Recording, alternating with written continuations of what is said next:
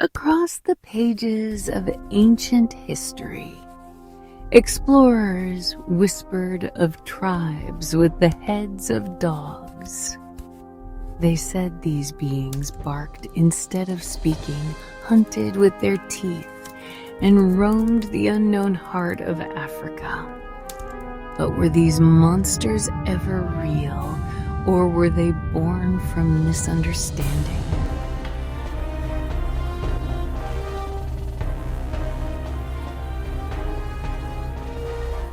The legend of the dog-headed men, or Cynocephali, comes from Greek and Roman chronicles. Herodotus, Pliny the Elder, and later medieval travelers claimed that beyond Egypt and Nubia lived men with canine heads and fierce tempers.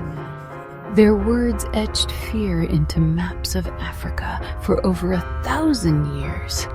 In an age without photographs or satellites, imagination filled the blanks. To Europeans who had never crossed the Sahara, Africa became a land of wonders.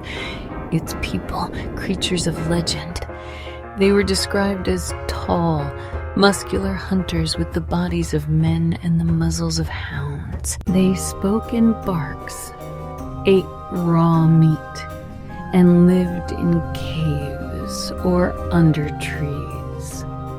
Some tales even claimed they served as soldiers in the armies of Alexander the Great. But Africa's truth was far richer. Ancient travelers likely encountered baboons sacred across the Nile Valley, revered as symbols of wisdom and the god thought. Their human-like posture and fierce calls could easily be misunderstood. Others may have seen hunters wearing animal masks and furs, ritual garb mistaken for hybrid beings.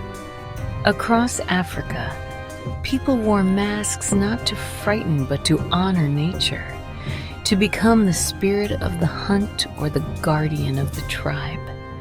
To foreign eyes unfamiliar with ritual, these sacred performances became evidence of monsters. Each retelling grew darker.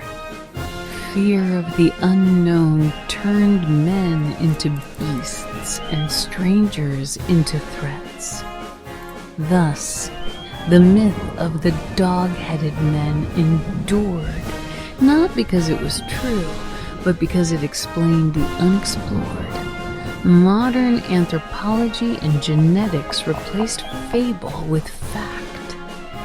Fossil evidence and cultural studies revealed Africa as the cradle of humanity, not a realm of monsters. The continent that birthed us all was wrongly painted in shadows by those who did not know her light. Today, scholars and storytellers are restoring Africa's voice. By revisiting old myths, we uncover how stories evolve and how truth always finds its way through time. The dog-headed men remind us that myths are mirrors. They show more about the tellers than the told. In the flicker of firelight, the barking fades and the hunters return. Human, proud, alive. The monsters vanish, but the story remains, whispering one lesson. When we seek to understand, darkness turns to dawn.